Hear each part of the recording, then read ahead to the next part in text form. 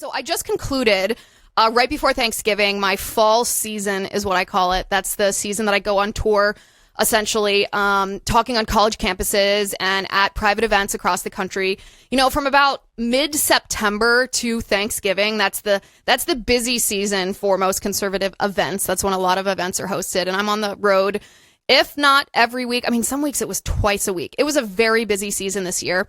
And I spoke at a couple college campuses along the way, and I noticed a pattern that was developing. So the way that the college campus tours often work is you go and you give a speech to the college campus, to the people that attend.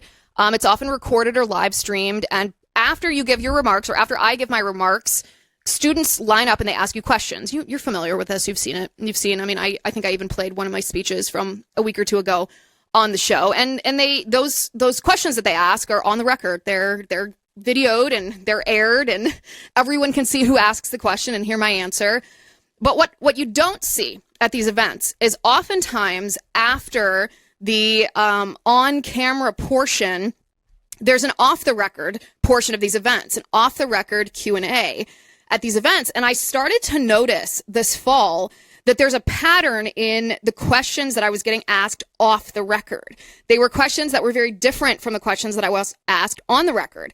And one of the questions was coming specifically from the young men, not so much from the young women, but from the young men who were attending. And their question to me was asking if I knew why the Trump administration's mass deportations were off to what appears to feel like a slow start. And I say this in this particular phrasing. I'm repeating this question to you using this phrasing because there was often almost a hesitation in this question coming from these young men. Like, they didn't want to ask this question because a lot of them like Trump and they're very supportive of mass deportations, and they don't necessarily want to be critical, but when they crunch the numbers themselves, they notice the reality that the number of deportations coming from the Trump administration, if you extrapolate the rate of deportation that the Trump administration has been engaged in, it doesn't result in a number that's a lot higher than, say, the total number of deportations that the Obama administration conducted. And a lot of these young men are confused about why the rate of deportations is slow, why these mass deportations aren't happening. But the reason why they care is what's really interesting. The reason why they care is because of the implications that it's not just illegal immigration, but mass migration has had on their lives. A lot of these young men, and we talked about this in the lead up to the election last year, a lot of these young men in Gen Z are more conservative than the men of my generation, the millennial generation. These young men, you can call them red-pilled if you were, but they're embracing traditional values a little bit more. They want to get married. They want to have children. They are more religious. They want to buy a home. They want the stability of, what maybe our parents would have sought after. But the millennial generation verged away from that a little bit. Well, Gen Z wants that again. And yet these young men on these college campuses are facing a problem as they get their college degree, thinking that they're going to be prepared for the workforce. They're going to be able to get a good job, have a paycheck, be able to support a wife and provide for a family. They're finding that that's actually not the case, that they're not able to, say, buy a home.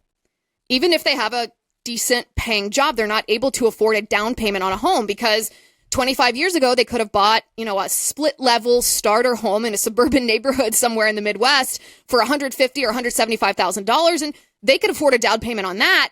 But today, that same house is like $375,000. And $375,000, even if they could maybe afford the monthly payment of a mortgage for a house of that price, they cannot afford the down payment. And so they feel very helpless. They feel very betrayed. They feel as though they're getting the short end of the stick because they look at what's happening in our country with immigration. They look at these millions upon millions, tens of millions of illegals who are taking up these homes. And they realize that the demand for these homes from these illegals is part of what drives the price so high that it's unaffordable to these young men. And I noticed this pattern of questioning from these young men because it's actually one of the reasons that some young men on the right are turning towards fringe characters turning towards influencers that, may accurately diagnose a grievance, but then prescribe poison as the antidote.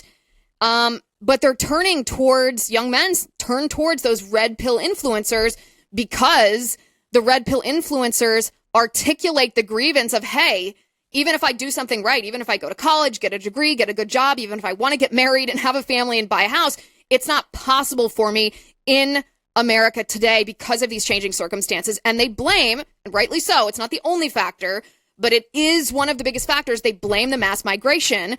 And they wonder why President Trump has not engaged in these mass deportations at the rate that he had promised to do so. So all that being said, I'm noticing this pattern of questions from these young men, and I'm thinking to myself, this is what Charlie Kirk used to do. He used to speak to these young men on college campuses, and he wasn't just lecturing them. Charlie wasn't just there to shake his finger and wag his finger and tell them why they're wrong. Charlie listened. He listened to their grievances. He listened to what these young men were experiencing. And he didn't just listen to set himself up for a own the lib type of response. He listened so that he could help solve the problem. And one of the ways that Charlie helped solve problems was he communicated what young men were feeling to President Trump. Charlie was the messenger between this up-and-coming generation of young men and a White House who was actually interested in the well-being of these young people in our country. And I thought to myself, as I think, and you probably think too, every day, how much I miss Charlie. How much I miss his voice and his presence and the power of him being not just a listener, but a communicator. He would take these things to President Trump and he would so articulately and generously and persuasively make their case to the President of the United States. And it worked. President Trump listened to Charlie because Charlie had his finger on the pulse of young Americans. Charlie was the one who noted, not too long before his assassination, he noted that this isn't just anecdotal. If you look at this chart, we can put this tweet up. This was from August 14th, 2025, so less than a month before Charlie was killed. He posted this on X. He said, "This is the social compact breaking down. We need urgency to restore it." And it's a graph. It says the estimated percentage of 30-year-olds who are both married and homeowners. And the graph spans the years 1950 through 2025. Well, back in 1950, it was over 50% of 30-year-olds were both married and homeowners. And this declined slightly over the next 40 years to 1990. The rate was maybe 43%. So it declined by 10 percentage points in that space. But then after 1990, there is a precipitous fall. From 1990 to 2025, the number of the percentage of 30-year-olds who are both married and homeowners fell from maybe 43% all the way down to less than 10%, or right around 10%, which is shocking. I mean, you see the graph before you see that, the absolute precipice, these numbers plummeting. And Charlie identified why that happened. He said, we need urgency to restore these numbers back to where they were in the 1950s, 60s, 70s, 80s, and all the way into the 90s. He said we need mass deportations. We need to stop the H-1B scam. We need to dramatically reduce legal immigration. We need to end chain migration and the visa lottery. We need to build 10 million homes for Americans, and we need to crush the college cartel. And he's right. He's right. And that's the root of the question. That's the root of this off-the-record question that these young men sometimes, it's not that they're embarrassed to ask it, but they ask it quietly. What is happening? President Trump, and early in his term, President Trump pledged to deport 1 million people per year. And as of December 1st of this year, the Trump administration has formally deported about half that, 550,000 to 600,000 non-citizens. This is through ICE and Border Patrol.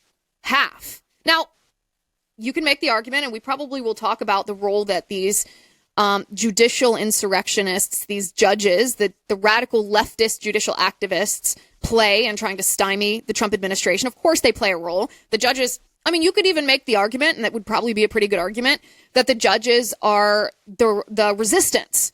They're the primary reason the Trump administration is not able to deport people at a faster rate than he is, because they're issuing these nationwide injunctions, which inferior court judges have no constitutional, legal, or legal authority to do. They're telling President Trump he's not allowed to do what he is allowed to do. And President Trump and his administration, respecting the rule of law the way that they do, are litigating that. They're appealing it and waiting for a court to tell them that they are allowed to do what they're actually allowed to do. But in the meantime, it, of course, hamstrings their ability to carry out these mass deportations.